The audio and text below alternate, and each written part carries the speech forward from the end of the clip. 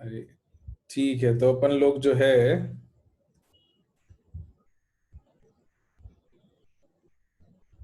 एक सेकंड, हम लोग जो हैं क्या पढ़ रहे थे भाई? इलेक्ट्रोनेगेटिविटी पढ़ रहे थे पीरियोडिक टेबल में। और उसमें भी काफी कुछ तो पढ़ लिया था हम लोग, एप्लीकेशंस पे आ गए थे, है ना? बिल्कुल एप्लीकेशंस पे आ गए थे, ट्रेंड्स हमने पढ़ लिए थे। और एप्लीकेशंस में भी हम लोगों ने कुछ एप्लीकेशंस पढ़ ली थी, और थर्ड एप्लीकेशन पे थे हम लोग, एसिडिक एंड बेसिक नेचर। हाँ मन, कोशिश तो यही करते हैं कि नेटवर्क की दिक्कत नहीं हो, बिल्कुल।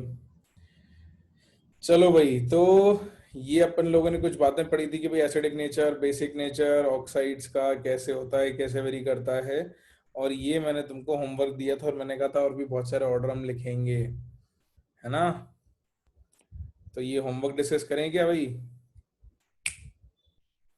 ठीक है, चलो, तो let's start by discussing our homework itself.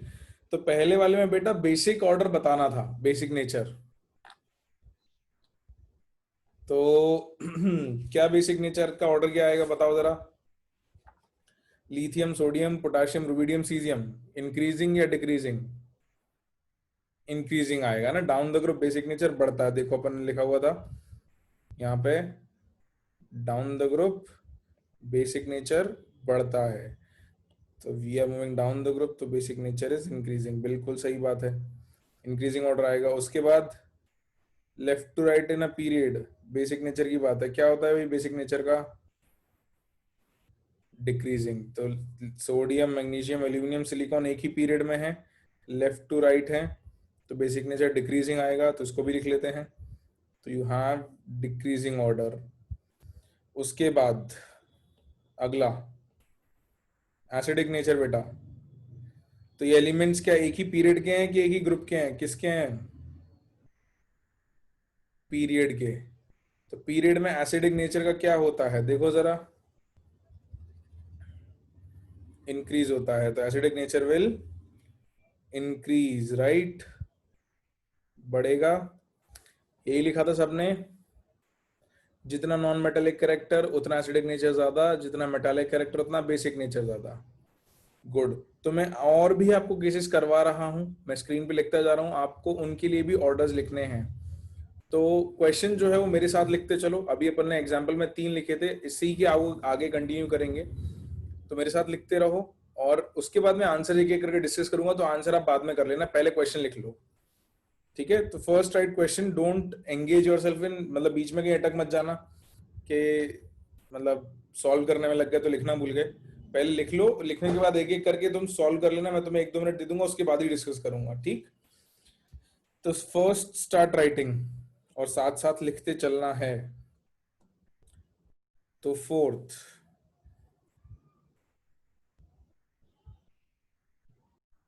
HNO3, H3PO4 और H3ASO4,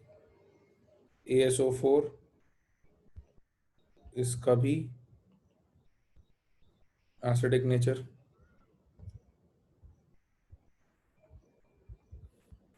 5, HOF, HOCl, HOBr, HOI, acidic nature.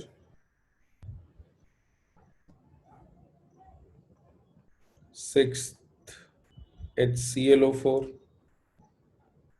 HbRO4, HiO4, again acidic nature।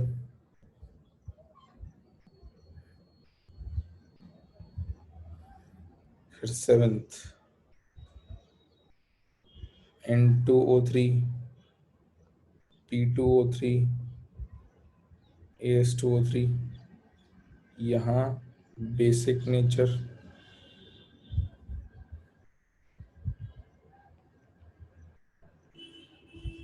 Eighth, CS2O, K2O, TiO, और CO2, यहाँ भी बेसिक नेचर। चलो इसको एक काम करो, टाइटेनियम हटा लेते हैं, तुम तो CO2 बता देना 3 में बेसिक नेचर। उसके बाद 9th N2O, NO, N2O3, NO2, N2O5, इसका एसिडिक नेचर। और 10th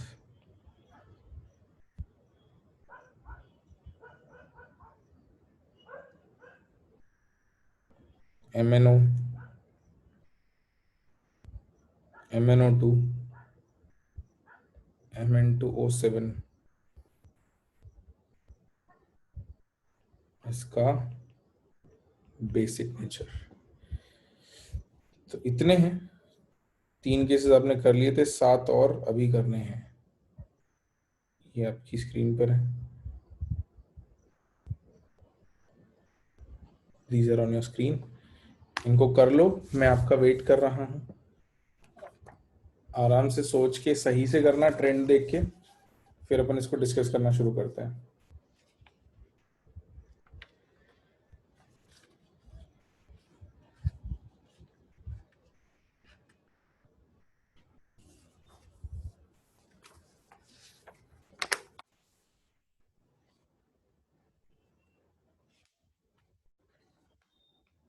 सात करने हैं ना, एक काम करो, पहले 4 कर लो, उनको डिस्कस कर लेता हूं मैं, उसके बाद फिर 3 के लिए मैं टाइम दे दूंगा फिर से।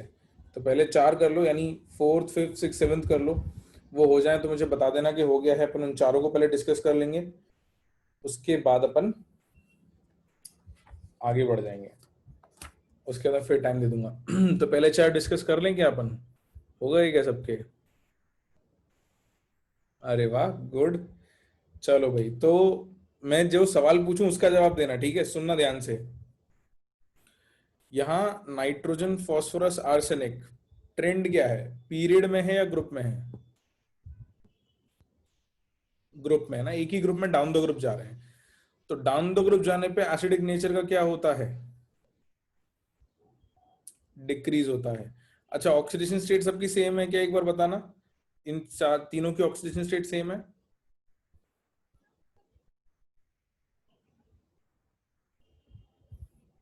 ये भी याद रखना, ऑक्सीडेशन स्टेट सेम होना जरूरी है।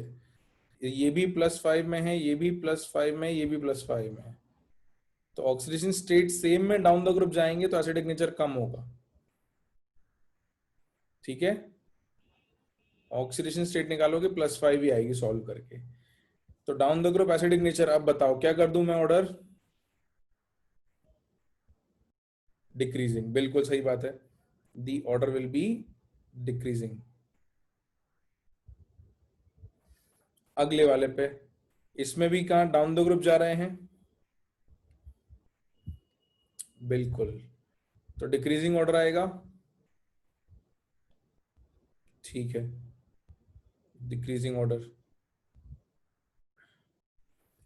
उसके बाद वाले में भी, यहां भी down the group acidic nature है, तो ऑर्डर इज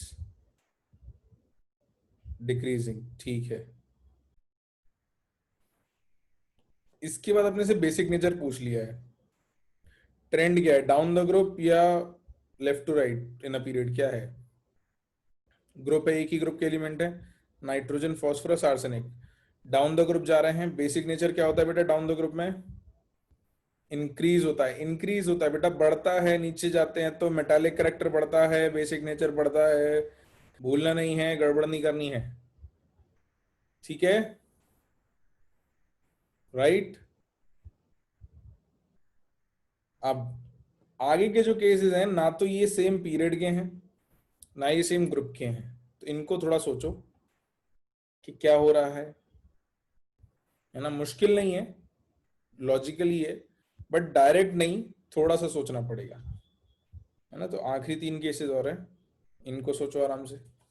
मैं फिर से 1 मिनट दे रहा हूँ, take 1 minute of time, think it properly and then solve. उसमें भी एक काम करते हैं कि पहले एक मैं बता दूंगा 9th वाला, उसके बाद आपसे 10th पूछूंगा, है ना। ऑक्सीडेशन स्टेट थोड़ा सा सोचना, हिंट में दे देता हूँ। Think about oxidation state in 9th and 10th, कि क्या है ऑक्सीडेशन स्टेट और ऑक्सीडेशन स्टेट से कैसे फर्क पड़ता है।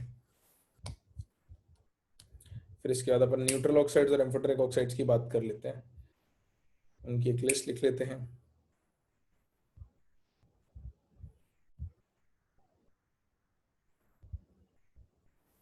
हाँ भाई, लिख लिया क्या?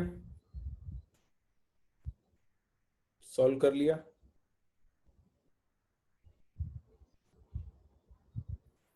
अच्छा ठीक है, मैं वेट कर रहा हूँ, ठीक है, कर रहा हूँ भाई, चिंता मत करो, आई एम वेटिंग।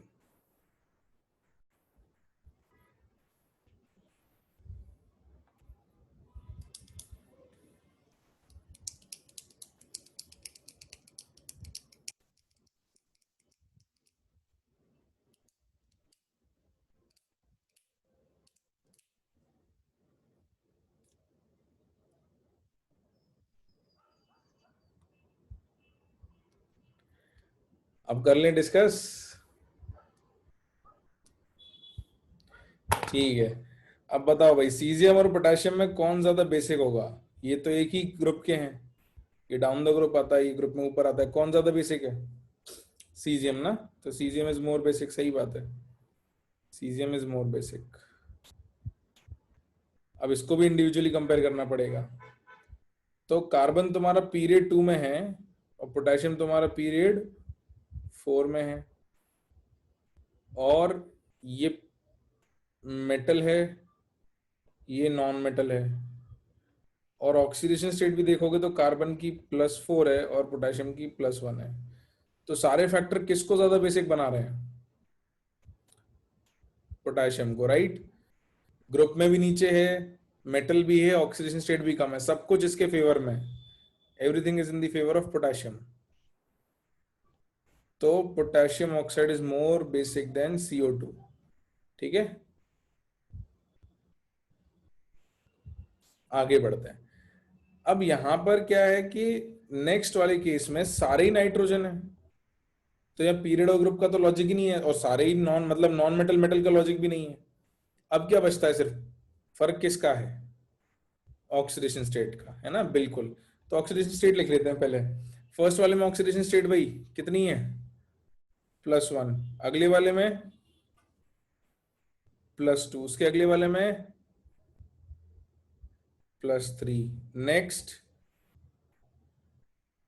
+4 और +5। एसिडिक नेचर कंपेयर करना है। ऑक्सीडेशन स्टेट बढ़ने पर एसिडिक नेचर का क्या होता था? ऑक्साइड का बढ़ता था, जितना पॉजिटिव चार्ज ज्यादा, इलेक्ट्रॉन खींचने की टेंडेंसी उतनी ज्यादा, एसिडिक नेचर उतना ज्यादा, बिल्कुल। तो trend will be increasing, increasing. इसी लॉजिक से Mn को सोचो ऑक्सीडेशन स्टेट के बेसिस पे, बट यहाँ पे बेसिक नेचर बताना है। ऑक्सीडेशन स्टेट निकाल लेते हैं पहले तो। हाँ भाई, ऑक्सीडेशन स्टेट Mn की फर्स्ट वाले में क्या है? +2। सेकेंड वाले में +4। थर्ड वाले में +7।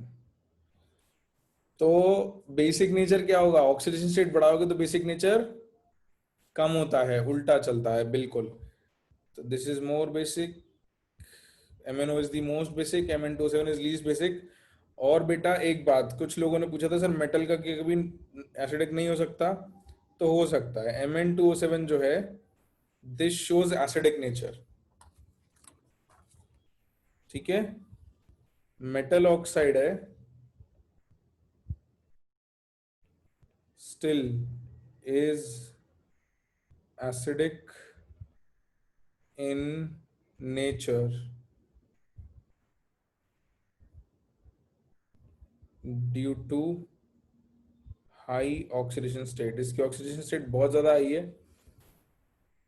तो मेटल की ऑक्साइड्स एसिडिक हो सकते हैं अगर वो बहुत ज्यादा हाई ऑक्सीडेशन स्टेट में होंगे, तो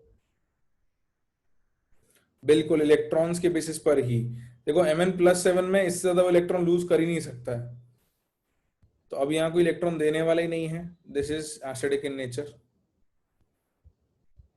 तो मेटल अगर बहुत ज्यादा हाई ऑक्सीडेशन स्टेट में होगा, उधर से इलेक्ट्रॉन निकलने का कोई भी स्कोप नहीं होगा, तो उसका एसिडिक नेचर ज्यादा होगा। तो अगर कोई ये पूछे, वैसे तो पूछे जाने के चांसेस कम है, मगर अगर कोई ये बोले कि मेटल के ऑक्साइड एसिडिक हो ही नहीं सकते, तो ये फॉल्स है। This is false.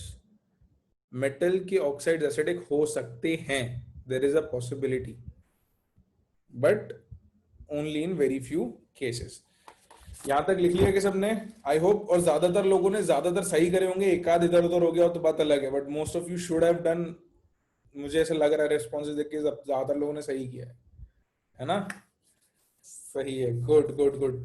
अब बस अपन न्यूट्रल ऑक्साइड्स और एम्फोटेरिक ऑक्साइड्स लिख लेते हैं बेटा। न्यूट्रल ऑक्साइड्स तो याद होने चाहिए, एम्फोटेरिक कुछ कॉमन है वो याद होने चाहिए, न्यूट्रल तो सारे ही याद होने चाहिए क्योंकि इन पे डायरेक्ट सवाल आ जाते हैं।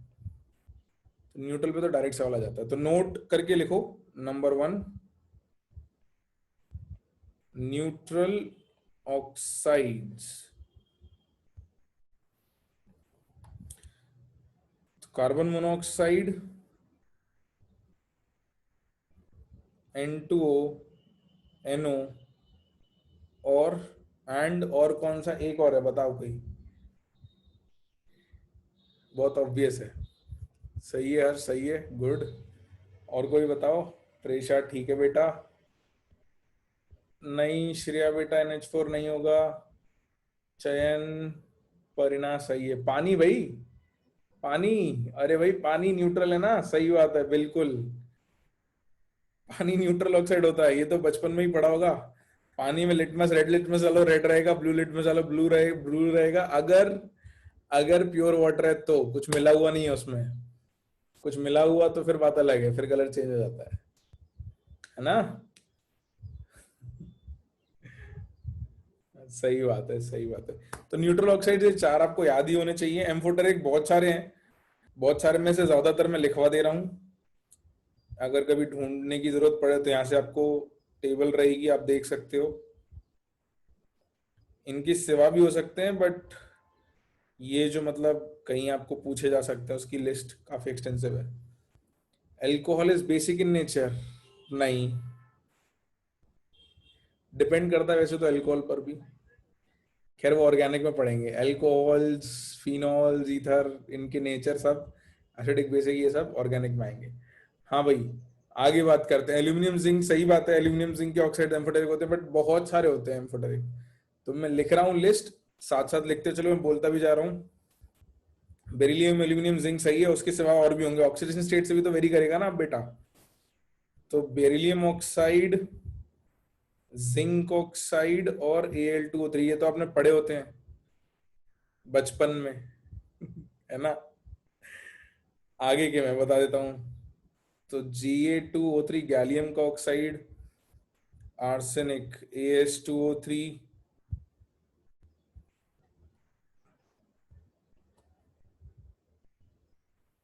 Comma Sb2O3, comma PbO, comma PbO2, comma SnO, comma SnO2, comma germanium GeO, comma GeO2, comma MnO2, then Mn2O3, then Cr2O3, then V2O5। इतने में आपका काम हो जाना चाहिए। ज्यादातर तो इन्हीं में से पूछे जाएंगे, इसके सिवा भी हो सकते हैं, but this is a good enough list. मतलब this should cover most of the oxides asked in, मतलब जहां से आपसे पूछा जा सकता है। उसमें भी क्या होगा, ये वाले मतलब lead, tin, beryllium, zinc, aluminium और जर्मेनियम, ये थोड़े ज्यादा कॉमनली पूछे जाते हैं। बाकी के पूछे जाने के चांसेस थोड़े से कम है। अरे अभी आदित्य, अभी चैप्टर कहाँ खत्म हुआ? अभी थोड़ी एप्लीकेशंस बची हैं, काफी कुछ हो गया है। बट जो, हाँ ये कह सकते हैं काफी काम की चीजें हो गई हैं, है ना। बट थोड़े से जो कम यूज के एप्लीकेशंस हैं वो, और एक इनर्ट पेर इफेक्टर बताना है, बाकी तो हो गया। हर्ष, मेरे को आज तक समझ में नहीं आया H2 न्यूट्रल कैसे है, क्यों? क्यों नहीं समझ में आया, मतलब न्यूट्रल क्यों नहीं होना चाहिए? लास्ट वाला क्या है? V2O5, वेनेडियम पेंटाऑक्साइड है बेटा, V2O5। लिख लिया क्या? एक लाइन और लिखवा दूं मैं आपको, तो उसके नीचे लिख लो, amphoteric oxides react with both acids and bases. Amphoteric oxides react with both acids and bases, full stop। हाँ जयराज, यूज होता है एज अ कैटलिस्ट, यूज होता है V2O5, full stop. Amphoteric oxides form precipitates, amphoteric oxides form precipitates with base and are soluble in excess of the base। इस बात का मतलब क्या है, एग्जाम्पल लिख लेते हैं। जैसे आपके पास जिंक है, इसको अगर आपने NaOH से रिएक्ट कराया तो रिएक्ट कर जाएगा, ZnOH होल ट्वाइस बनाएगा, जो प्रेसिपिटेट होता है, PPT बनाता है। लेकिन इसको आप एक्सेस NaOH डाल दोगे,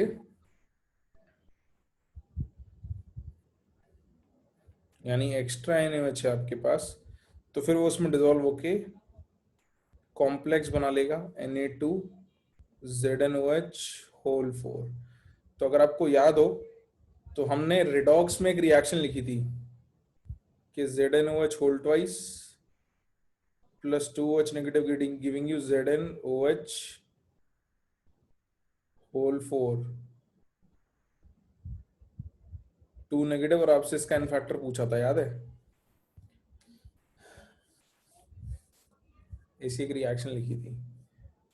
हाँ, इसका एन फैक्टर 2 है, तो ये तो बेसिकली ये वही रिएक्शन है। देखो ध्यान से देखोगे तो ZnOH plus OH negative giving you ZnOH whole 4 पे -2, ये यही रिएक्शन है। इसका एन फैक्टर 2 आया था, जहां पे ये OH माइनस गेन कर रहा था। तो रिएक्शंस ऐसे ही रिपीट होती रहेंगी कई जगह। इनऑर्गेनिक केमिस्ट्री जब आप आगे जाकर रिएक्शंस पढ़ोगे तो रिएक्शंस को थोड़ा ध्यान से देखो, ये सोचा करो कि भाई ये कहाँ और यूज हुई थी, कहीं यूज हुई थी, क्या रिपीटिशन होगा रिएक्शंस का, तो उसको देखते रहना, ध्यान रखना, ठीक है। तो this was about acidic and basic nature. अब बचता है भाई कि जो परसेंटेज आयनिक कैरेक्टर और बॉन्ड लेंथ वगैरह कैलकुलेट करने में इलेक्ट्रोनेगेटिविटी का कुछ यूज होता है।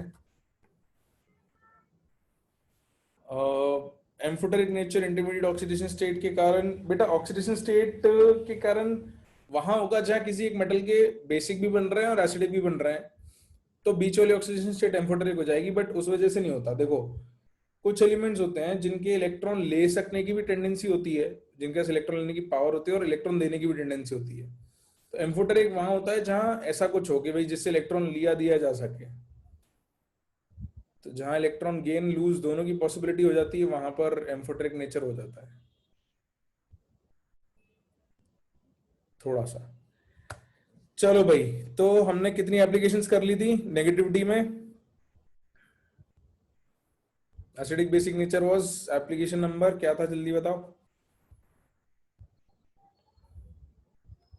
3। सी लिखा था ना हमने, सी बिल्कुल। तो अब डी लिख लेते हैं। यहां तक नोट कर लिया सबने? मैं ऊपर स्क्रॉल कर दूं बेटा? ठीक है। तो अब डी, यहां पे कुछ न्यूमेरिकल आएंगे। डिटर्मिनेशन ऑफ बॉन्ड लेंथ,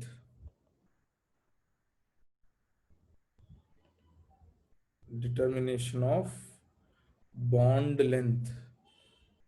तो कुछ डेटा अगर हमको दिया हो तो इलेक्ट्रोनेगेटिविटी बॉन्ड लेंथ निकालने में थोड़ी हमारी हेल्प कर सकती है, डिपेंडिंग अपॉन हमको डेटा दिया है या नहीं। तो एक इक्वेशन है by the name of Schumacher and Stevenson equation. किसी ने माइकल शूमैकर का नाम सुना है क्या? शूमैकर एंड स्टीवेंसन, क्या बात कर रहे हो, नहीं सुना? श्रेय ने सुना है, ओके। सुजल ने सुना है, ये कौन है मैं बताता हूँ। F1 रेसिंग के बारे में कुछ पढ़ा है, पता है आप लोगों को?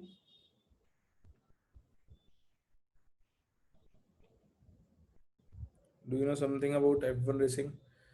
हाँ, तो फॉर्मूला वन रेसिंग होती है, it's a type of car racing.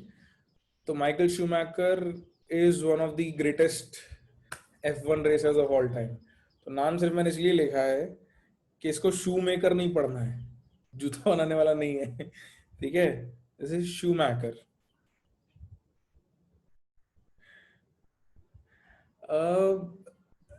Michael Schumacher coma में गया था या नहीं, this is I am not sure, ये शायद किसी और के साथ हुआ था। But he was like one of the legends, and he was almost on the same time जब सचिन तेंदुलकर क्रिकेट में था। तो Sachin Tendulkar was in cricket and Schumacher was the legend of F1 car racing. तो खैर पॉइंट ये था कि इसको प्रोनाउंस कैसे करना है, शूमैकर के नाम से प्रोनाउंस करना है, शू मेकर नहीं बोलना है। हालांकि कोई पूछ नहीं रहा वाइवा में आपसे, बट फिर भी अच्छे से पता हो तो अच्छा ही रहता है। तो शूमैकर एंड स्टीवेंसन इक्वेशन। अब ये इक्वेशन हमको क्या बताएगी?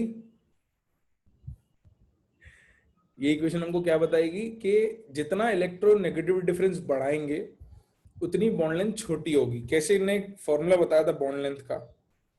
तो the formula for bond length is bond length in bracket, मैं शॉर्ट में इसको आगे से BL लिखूंगा। तो दो एटम के बीच का distance, distance AB is radius of A plus radius of B minus 0.09 into delta EN। और ये फॉर्मूला है इन units of angstrom.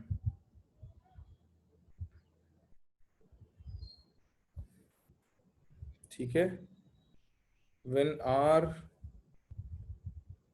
In units of angstrom, radius अगर एंगस्ट्रॉम में लिखोगे तो 0.09 डेल्टा EN आप यूज करोगे।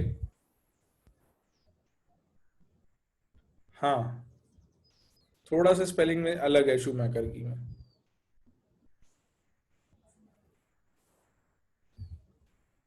और अगर बॉन्ड लेंथ पिकोमीटर में हुई, DAB is equal to RA plus RB minus 9 into delta EN, अगर रेडियस आपके पास पिकोमीटर में है तो उस केस में आपका जो बॉन्ड लेंथ आएगा वो भी पिकोमीटर में ही आएगा, where R in units of picometre, अगर रेडियस पिकोमीटर में है तो। अब इसको यूज कैसे करना है एक एग्जांपल के थ्रू समझ लेते हैं। एक एग्जांपल मैं करके बता देता हूँ, दूसरा एग्जांपल आप करके बता देना, है ना? या पहले एग्जांपल में भी आपको, हाँ कन्वर्ट कर सकते हो, मैंने इसलिए बता दिया कन्वर्जन कैसे करना है। क्यों बता दिया? लोग ये गड़बड़ करते हैं कि 0.09 इंटू 100 होगा या बाय 100 होगा।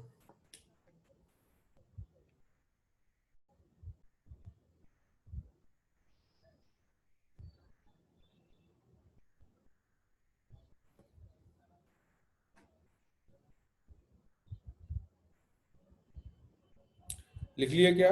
तो मैं एक क्वेश्चन दूं बेटा, यहां तक लिख लिया सबने?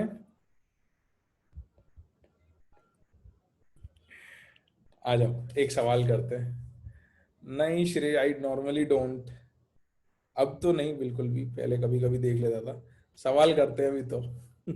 लिखो, if carbon carbon bond length is 1.54 angstrom and ClCl bond length is 1.99 angstrom, then what is CCl bond length or electronegativity of carbon is 2.5 and chlorine is 3.0. वैसे तो आपके पास टेबल है ऑलरेडी, तो टेबल से मिल जाना चाहिए, बट ठीक है, आपको क्वेश्चन में दे दिया गया है। तो ट्राई करना चाहोगे या डायरेक्ट मैं ही बता दूं? वैसे तो कर सकते हो, ज़्यादा मुश्किल चीज़ नहीं है। ट्राई करोगे? करो करो करो, ट्राई करो। तब तक मैं कुछ कुछ लिख लेता हूँ, कहीं अटक जाओ तो देख लेना स्क्रीन पे। बेसिकली रेडियस निकालना है, अगर रेडियस सही से निकाल लोगे तो काम हो जाएगा।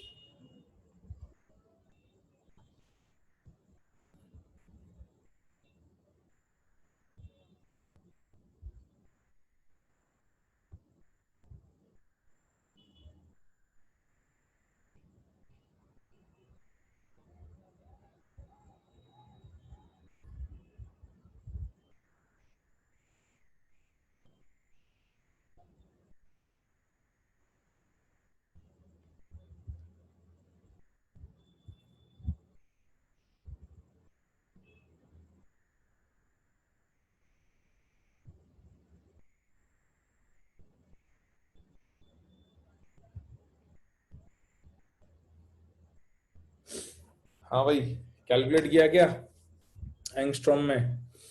हाँ, प्रेशर तुम्हारा ठीक दिख रहा है, श्रेया बेटा गड़बड़ दिख रहा है, चयन गड़बड़ है बेटा। हाँ भाई रुको, पहले एक काम करते हैं, आधी आधी बातें डिस्कस करते हैं। ये बताओ रेडियस कितना है यहाँ पे, कार्बन का रेडियस और क्लोरीन का रेडियस कितना आया? कार्बन का रेडियस कितना आया बेटा? 1.54/2। How many angstroms? 0.77 angstrom. Very good, 0.77 angstrom. इसी तरीके से क्लोरीन का रेडियस कितना आएगा? 1.99/2 कितना आएगा? 0.995 आएगा। 0.995 एंगस्ट्रॉम बेटा। अब इस डेटा को अपन यहां पर फिल इन कर देते हैं, radius of chlorine, radius of carbon.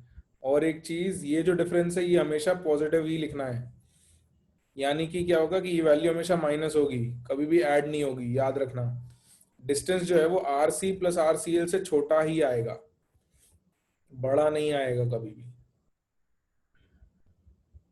हमेशा छोटा आएगा, क्योंकि कुछ ना कुछ माइनस होगा। ये माइनस की मिनिमम वैल्यू कितनी हो सकती है?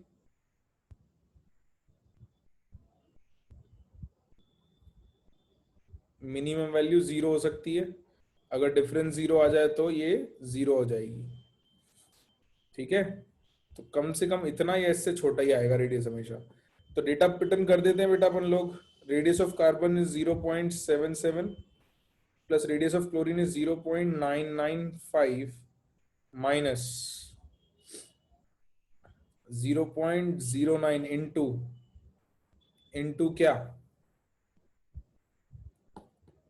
0.5। Very good. तो ये कितना आता है? 1.765।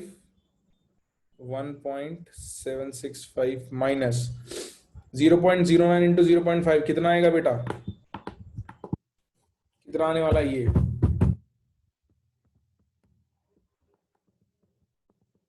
0.045 बिल्कुल 0.045 माइनस करने के बाद अपने पास फाइनल CCl बॉन्ड लेंथ कितनी आती है बताओ जरा। 1.720 किस यूनिट में? एंगस्ट्रॉम में। वेरी नाइस, सही है भाई। कितने लोगों ने सही से कैलकुलेट कर लिया था? बाकी लोगों ने शायद कैलकुलेशन मिस्टेक की है जहां तक मेरे को दिख रहा है। थोड़ी थोड़ी कैलकुलेशन मिस्टेक की है, किसी ने मल्टीप्लिकेशन में, किसी ने सब्ट्रैक्शन में, है ना। बाद में सही आ गया था, ठीक है।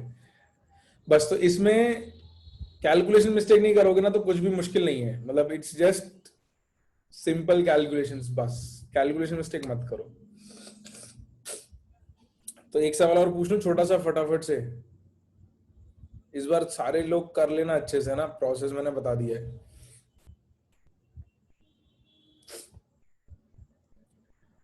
ईएन की वैल्यूज जनरली एग्जाम में देंगे, आपसे एक्सपेक्टेड नहीं होता कि ईएन की वैल्यूज आपको याद हो। वैसे तो एग्जाम में आने की इस सवाल के चांसेस कम है, बट क्योंकि इट्स पार्ट ऑफ सिलेबस तो हम कर लेते हैं, चांसेस कम है। बट अगर पूछेंगे तो ईएन की वैल्यूज देंगे, आपको रटने की जरूरत नहीं है। और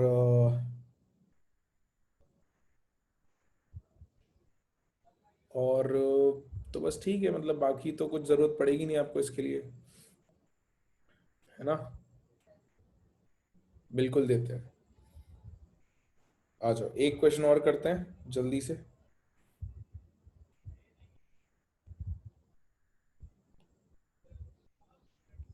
क्वेश्चन लिखो बेटा। If F F bond length, तो मैं उसको DFF लिख रहा हूं। If F F bond length is 1.44 angstrom and H bond length is 0.74 angstrom, then what will be HF bond length? Given क्या है? गिवन इलेक्ट्रोनेगेटिविटी, हाइड्रोजन फ्लोरीन कितनी कितनी होती है? वैसे तो याद होगी, ये दोनों तो फेमस है। हाइड्रोजन की कितनी होती है? 2.1। और फ्लोरीन की तो सबको याद होगी यार, ये तो मतलब हाँ 4.0 बिल्कुल। चलो भाई, तो करो सॉल्व इसको और बताना मुझे कि क्या आंसर आता है। करो करो।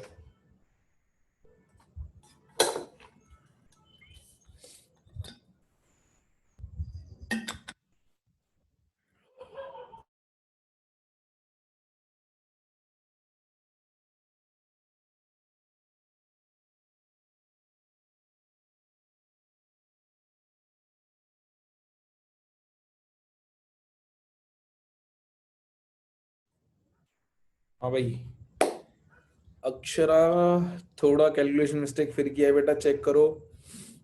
वृद्धि बेटा फिर कुछ गड़बड़ की है। रेडियस ऑफ फ्लोरीन कितना आ रहा है पहले तो ये बताओ तुम। RF इज DFF/2, कितना आ रहा है ये? बिल्कुल ये आएगा 1.44/2, 0.72 एंगस्ट्रॉम, ठीक है। और रेडियस ऑफ हाइड्रोजन कितना आ रहा है? ये आएगा DHH/2, 0.74/2, कितना आ रहा है? 0.37 एंगस्ट्रॉम, सही है। Therefore distance of HF is RF plus RH minus 0.09 delta EN। तो ये आएगा 0.72 प्लस 0.37 माइनस 0.09 इंटू क्या करना है बेटा? डेल्टा EN क्या करना है? इंटू 1.9। इसको सॉल्व करके वैल्यू आती है आपके पास 1.09 माइनस कितना? माइनस 0.19 इंटू 9 कितना होता है? 171। तो 19 इंटू 9 इज 171 और डेसिमल 3 प्लेस पहले, तो 0.171। समझ में आया लॉजिक? तो कितना आ रहा है आंसर फाइनली? 0.919 एंगस्ट्रॉम, बिल्कुल 0.919 एंगस्ट्रॉम।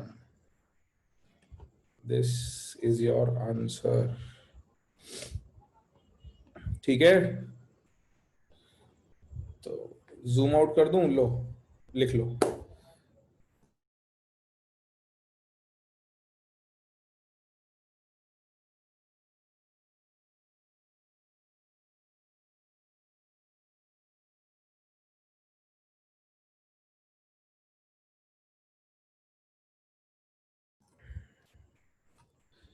हाँ भाई, 919 एंगस्ट्रॉम ये आया था।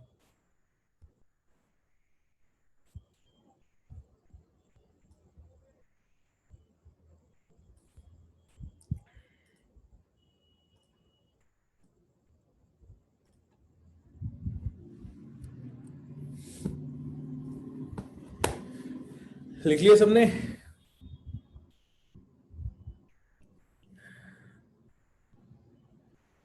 आरएच गलत आया था वृद्धि, ओके, कैलकुलेशन मिस्टेक कर लेते ना। ठीक है, चलो तो लास्ट एप्लीकेशन और लिख लेते हैं, डिटर्मिनेशन ऑफ आयनिक कैरेक्टर। इसमें कैलकुलेशन नहीं करेंगे, मतलब ठीक है, कैलकुलेशन मैं करके बता दूंगा। इस पे तो सवाल आने के चांसेस मेरे को बहुत ही कम लगते हैं, मतलब ऑलमोस्ट नील ही लगते हैं, और ज्यादा काम की चीज नहीं है, बट क्योंकि आपके मॉड्यूल में है तो मैं लिखवा देता हूँ, नहीं तो फिर लोगों को बाद में डाउट होता है कि सर ये क्या था। तो लिख ही लेते हैं, बाद में डाउट से तो अच्छा है। हाँ भाई, तो कितने एप्लीकेशन हो गए अपने? 4 हो गए। ये लास्ट एप्लीकेशन है, फिफ्थ ई। लिखें इसको, determination of ionic character.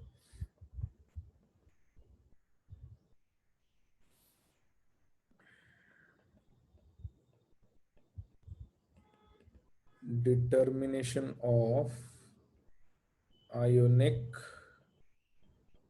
Character.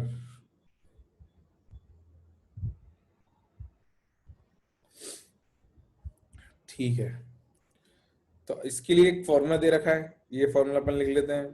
Percentage ionic character is equals to 16 into delta E N plus 3.5 into delta E N का स्क्वायर। ये फॉर्मूला दे रखा है, जो किस फैक्ट पे बेस्ड है? इस फैक्ट पे कि भाई डेल्टा ई एन जितना बड़ा होगा उतना आयनिक कैरेक्टर ज्यादा, और होना भी चाहिए। Higher the delta E N, greater the ionic character. सही बात है भाई, एक बहुत ही कम इलेक्ट्रोनेगेटिव है, एक बहुत ही ज्यादा इलेक्ट्रोनेगेटिव है। जैसे सोडियम और फ्लोरीन तो आयनिक कंपाउंड बनेगा, या पोटेशियम और फ्लोरीन तो आयनिक कंपाउंड बनेगा। सही बात है ना? हाँ या ना भाई? ठीक है, तो इस फॉर्मूले से क्या था थियोरेटिकली?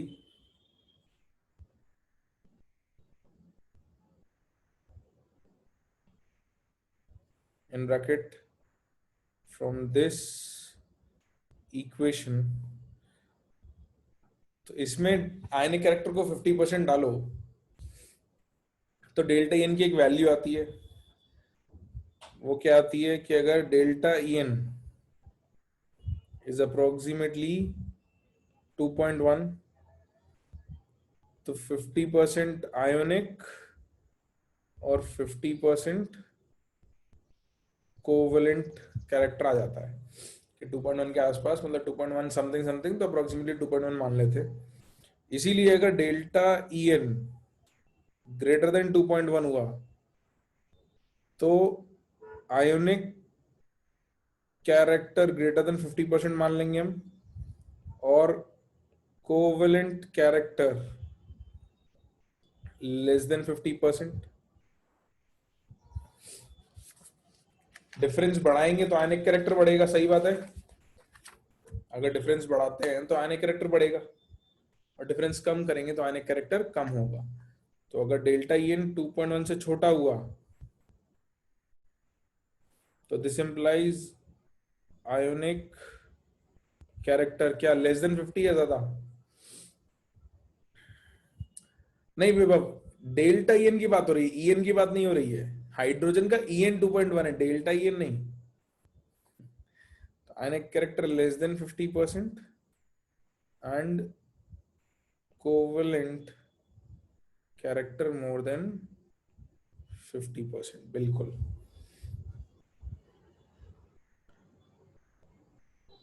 इस पे एक क्वेश्चन कैलकुलेशन बेस्ड मैं करवा देता हूं, और फिर देखेंगे कि ये थ्योरेटिकल वैल्यूज हैं, ये एग्जैक्टली सही नहीं है। तो फिर गैलेस नाम के एक व्यक्ति ने थोड़ा इसको सुधार दिया था, तो चेंज कर दिया था, वो डेटा भी लिख लेंगे और हमारा ई एन इलेक्ट्रॉनिक खत्म हो जाएगा, सिर्फ बचेगा अपना इनर्ट पेयर इफेक्ट। वो भी आज ही लिखने की कोशिश करेंगे कि आज ही खत्म कर लें हम लोग इनर्ट पेयर इफेक्ट। लिख लिया यहाँ तक क्या सबने?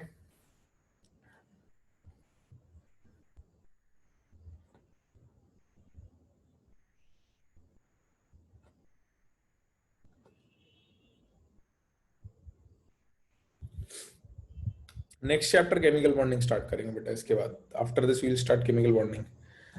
हाँ भाई, लिखें सवाल। Calculate percentage ionic character for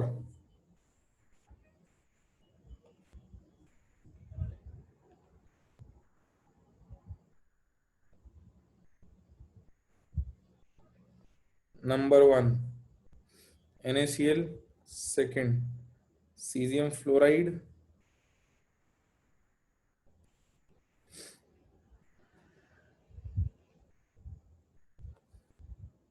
इनके लिए डेल्टा ई एन मैं आपको दे देता हूं, 2.1 आएगा NaCl का, और इसका डेल्टा ई एन डिफरेंस निकालोगे तो 3.3 है ना।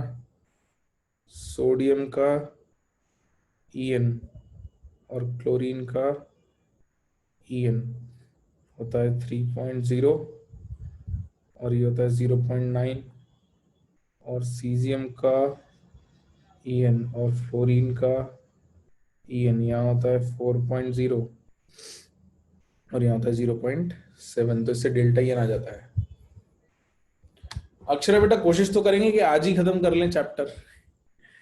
We'll try to finish the chapter today itself, अभी अपने पास टाइम है तो we'll try and finish itself, क्योंकि inert pair effect is a small topic, उसमें ज्यादा कुछ लिखना भी नहीं है, छोटी सी बात बतानी है और थोड़ा बहुत ट्रेंड लिखना है। हाँ भाई, पहले वाले का कैलकुलेशन।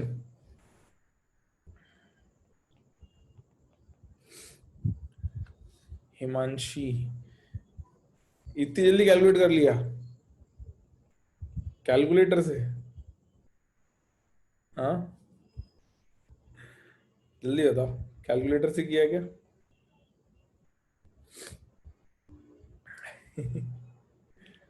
तो 16 इंटू 2.1 प्लस 3.5 इंटू 2.1 का स्क्वायर। अरे सवाल का जवाब तो दो, कैलकुलेटर से किया या नहीं किया? कैलकुलेटर से किया ना हिमांशी? श्रेय तूने कैलकुलेटर से नहीं किया? क्या बात कर रहा है? सही है।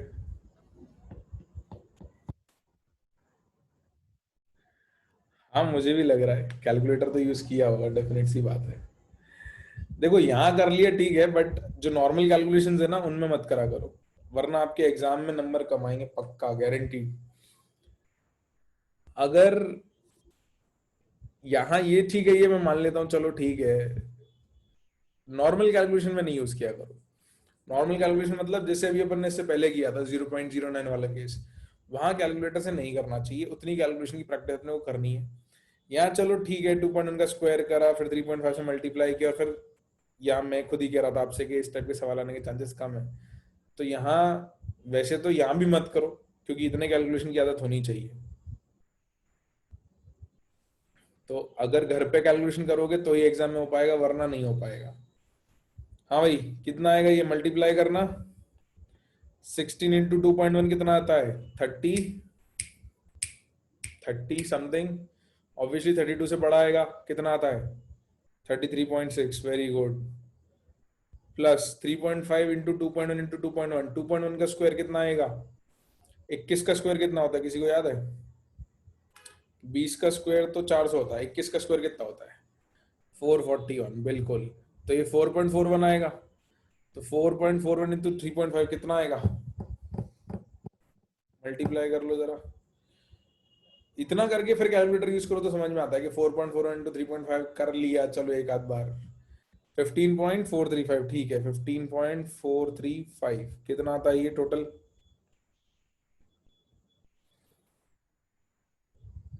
49.035%, है ना। तो NaCl वैसे तो प्रिडोमिनेंटली आयनिक है, लेकिन इस डेटा के हिसाब से आ रहा है 50% आयनिक। तो फॉर्मूला ठीक है, बट इसका ज्यादा यूज नहीं है प्रैक्टिकली, क्योंकि ये जनरली आयनिक कंपाउंड है। तो बोला जाए तो निकाल देना, but this is not a very good formula. हाँ मतलब बहुत ज्यादा मुश्किल नहीं है। CSF, इसका मैं बता देता हूं आपको calculation. Ionic 16 into 3.3 plus 3.5 into 3.3 का square, this comes out to be 52.8 plus 38.115, तो ये आएगा, ये कैलकुलेशन मैं बता दे रहा हूँ, लिख लो 90.915, ये अप्रोक्सीमेटली 91%। तो फॉर्मूला कैसे यूज करना है इसलिए एग्जाम्पल बताए हैं, बाकी डेल्टा इन 2.1 पे 50% ionic is not the right thing, because NaCl is an ionic compound, तो इसको 50% आयनिक नहीं आना चाहिए था, इसीलिए डेल्टा इन 2.1 से करेक्ट करके गैलेस ने बताया कि आयनिक कैरेक्टर के लिए एक्सपेरिमेंटली या डेटा बेस्ड क्या आना चाहिए, तो वो लिख लेते हैं।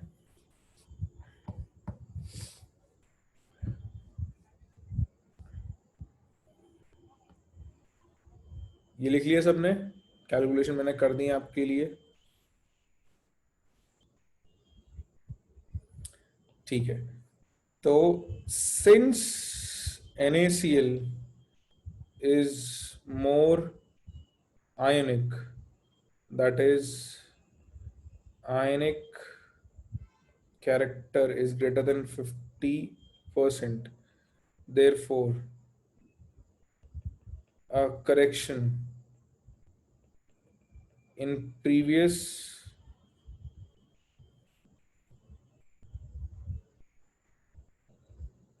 parameters were made।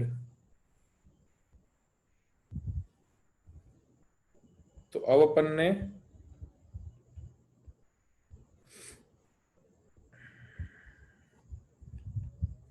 50% ionic character का पैरामीटर है, बेंचमार्क चेंज कर दिया, पहले 50% आयनिक कैरेक्टर फॉर्मूले से आ रहा था 2.1, तो अपन फॉर्मूले को छोड़ के एक्सपेरिमेंटली निकाला गैलिस ने।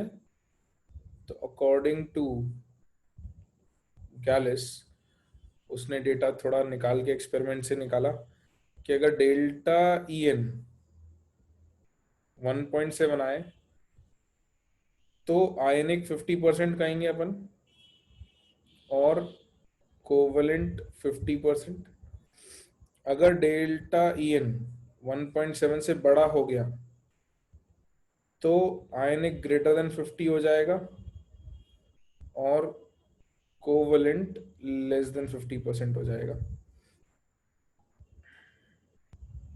और अगर डेल्टा EN लेस देन 1.7 हुआ तो आयनिक लेस देन 50% और कोवलेंट मोर देन 50%। तो ये वाली टेबल बेटर है, 2.1 की जगह 1.7 को लेना चाहिए। नहीं, फॉर्मूला चेंज नहीं होगा क्योंकि फॉर्मूला पुराना है, जैसा आया था हम वैसे ही याद रखेंगे, उसको चेंज नहीं करेंगे, है ना, विल नॉट चेंज दैट।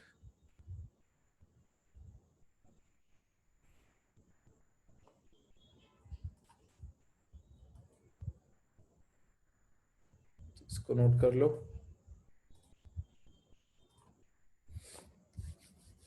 और अब बचती है हमारी एक लास्ट चीज, इनर्ट पेयर इफेक्ट। उसको हम लिख लेते हैं।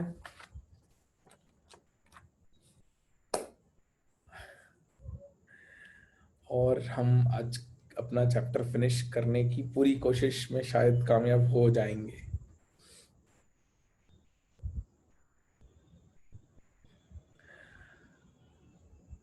मतलब कंप्लीट हो जाएगा वैसे टाइम पे, मुझे ऐसा लग रहा है कि इनर्ट पेयर इफेक्ट ज़्यादा बड़ा नहीं है, तो टाइम पे कंप्लीट हो जाना चाहिए। Let's see. इसके बाद केमिकल बॉन्डिंग पढ़ेंगे बेटा।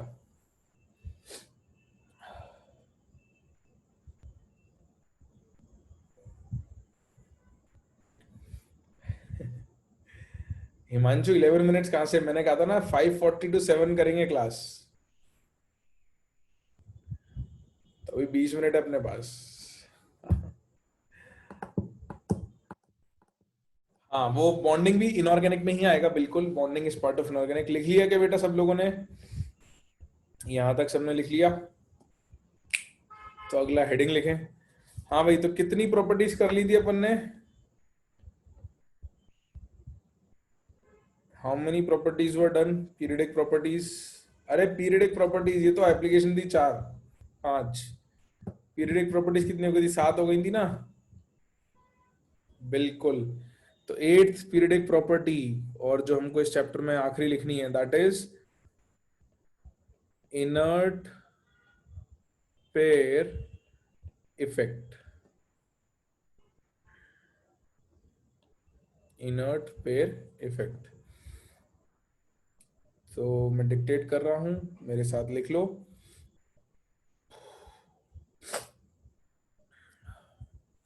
Electrons of s orbitals in heavier elements,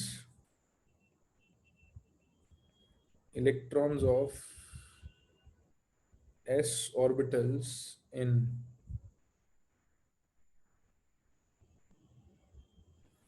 heavier elements of p block generally do not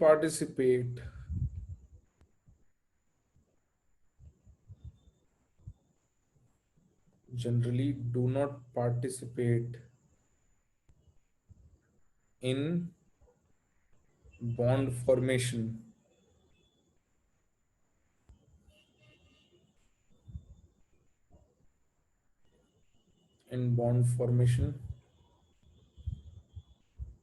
due to high energy requirements for s orbital electrons.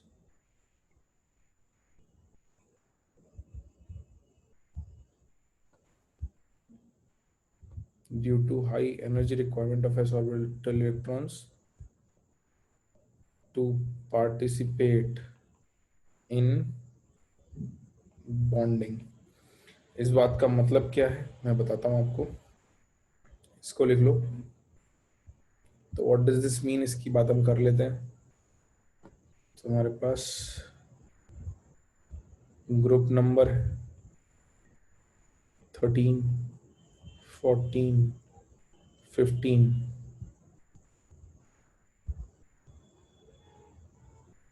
General configuration अगर लिखें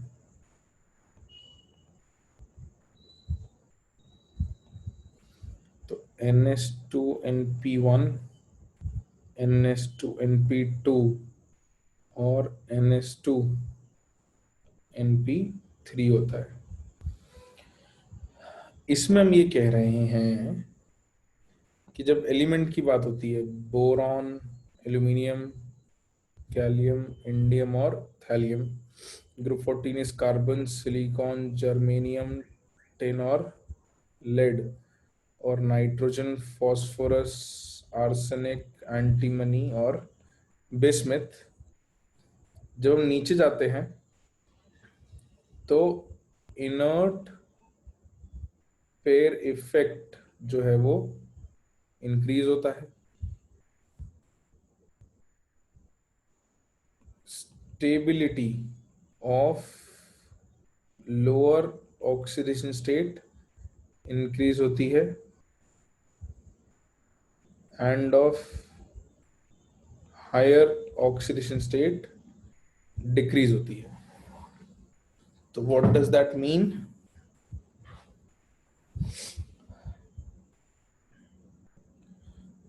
इसका मतलब यहां तक लिखो, मैं समझाता हूं इसका मतलब क्या है। What does this mean?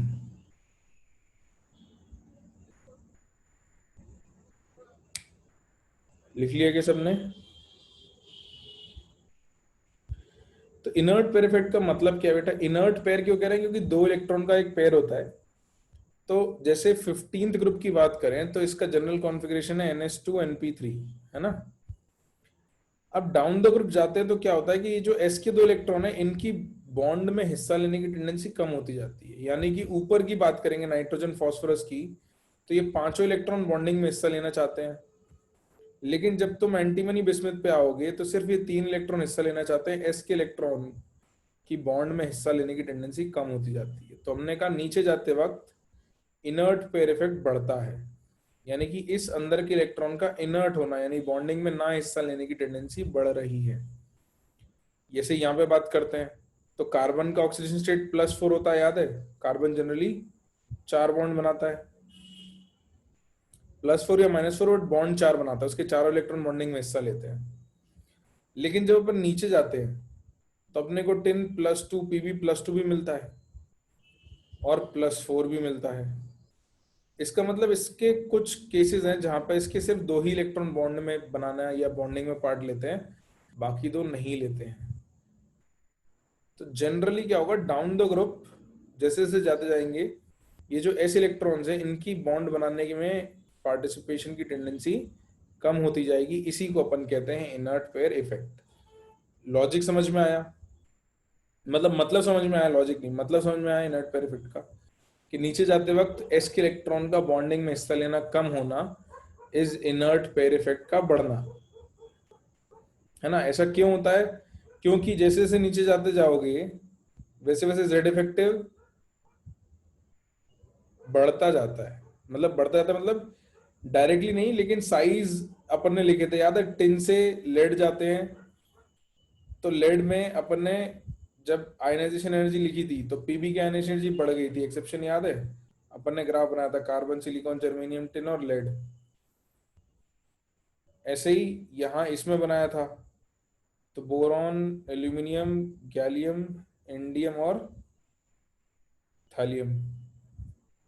बिल्कुल, तो यहाँ भी इंडियम से थैलियम में बढ़ गई थी। तो इनमें क्या होता है कि कॉन्ट्रैक्शन अपन ने पढ़े थे, लेंथ कॉन्ट्रैक्शन के भाई यहाँ साइज बढ़ने चाहिए बट नहीं बढ़ते हैं, कॉन्ट्रैक्शन हो जाता है। एस का इलेक्ट्रॉन न्यूक्लियस के ज्यादा पास होता है एज कंपेयर टू पी के इलेक्ट्रॉन्स।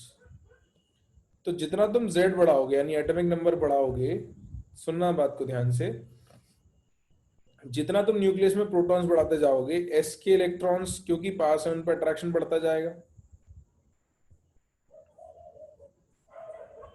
हाँ या ना। तो क्या होता है कि जब आखिरी एलिमेंट की बात करते हैं, खासकर थैलियम लेड और बिस्मथ, तो इनसे एस के इलेक्ट्रॉन्स की बॉन्डिंग करवाने में बहुत एनर्जी खर्च करनी पड़ती है। ये हमने यहाँ पे लिखा है, देखो। Due to high energy requirements for s orbital electron to participate in bonding. तो नीचे के इलेक्ट्रॉन्स को अगर बॉन्डिंग में हिस्सा कराना है तो एनर्जी बहुत लगती है, तो एनर्जी ज्यादा चाहिए तो फिर मुश्किल हो जाता है। इसीलिए इनर्ट पेयर इफेक्ट होता है due to high energy requirement. तो सिंपल सी बात है, अपने को तो बस इसमें ये लिखना है, therefore stability of Pb+4 is less than Pb+2 but carbon+4 is more than carbon+2। तो हायर ऑक्सीडेशन स्टेट की स्टेबिलिटी नीचे कम होगी ग्रुप में, हायर की कम, और ऊपर हायर की ज्यादा। तो ऊपर वाले एलिमेंट है तो उनके सारे इलेक्ट्रॉन पार्टिसिपेट करेंगे, नीचे वाला एलिमेंट है तो कम इलेक्ट्रॉन पार्टिसिपेट करना चाहेंगे। थैलियम में भी यही हो जाएगा, Tl plus 3 is less than Tl plus 1, जबकि बोरॉन की बात करेंगे तो boron plus 3 is greater than boron plus 1।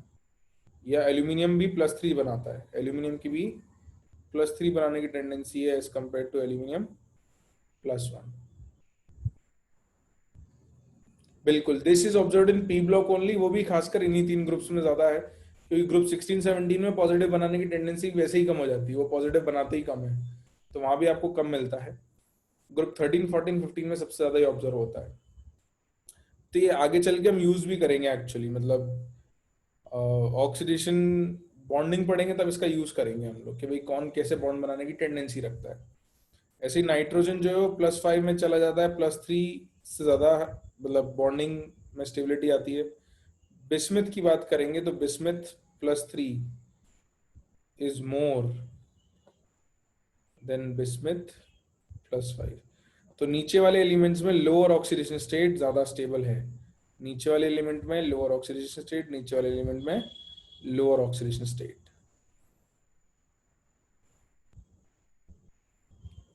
This is what is known as inert pair effect. इसको हम इनर्ट पेयर इफेक्ट कहते हैं कि s के इलेक्ट्रॉन की बॉन्डिंग में पार्टिसिपेट करने की टेंडेंसी कम होती है, that is known as inert pair effect. ठीक है, इसका यूज आगे अपन इनऑर्गेनिक में और बॉन्डिंग में करेंगे। लिख लिया सबने? साइज तो +5 का छोटा होगा बिल्कुल, बट यहाँ साइज की बात नहीं कर रहे हैं, यहाँ स्टेबिलिटी का ऑर्डर है। This is your order of stability. ठीक है,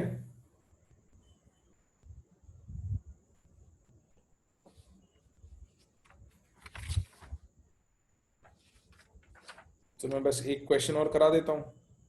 एक क्वेश्चन क्या कराना है, मैं ऑर्डर ही लिखवा देता हूँ, क्वेश्चन कराऊंगा तो एक चीज का चलो क्वेश्चन की जगह मैं ऑर्डर बता देता हूँ आपको।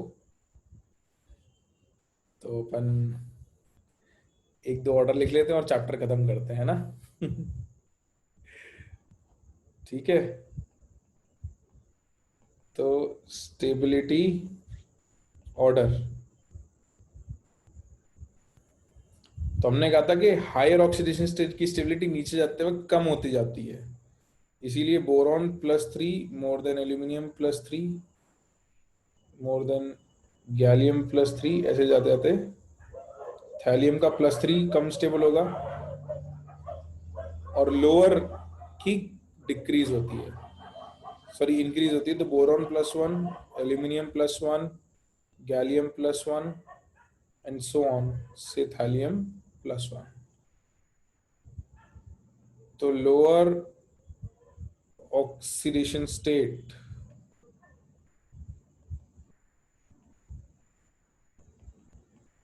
stability increases down the group।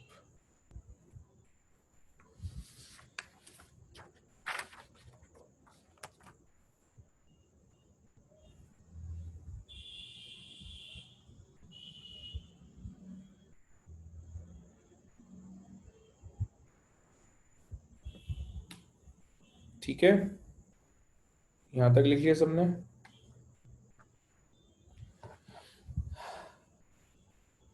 चलो तो फिर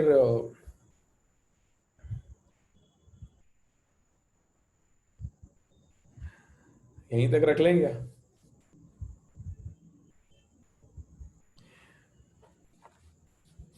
ठीक है, चलो भाई, तो आज के लिए थ्योरी यहां रोक लेते हैं और इस चैप्टर के लिए भी थ्योरी यहां रोक लेते हैं। ठीक है, बिल्कुल। तो let's give a pause to our chapters theory. काफी पढ़ लिया अपन ने, बचा तो कुछ नहीं है, मतलब एज ए थ्योरी वाइज तो ज्यादा कुछ नहीं बचा है, बाकी फिर एप्लीकेशन और क्वेश्चंस तो तुम कितने भी करते रहो। तो I think this theory should be good enough for your NEET preparation है ना। ठीक है भाई, तो थ्योरी आज की और इस चैप्टर की यहाँ पर अपन रोक लेते हैं।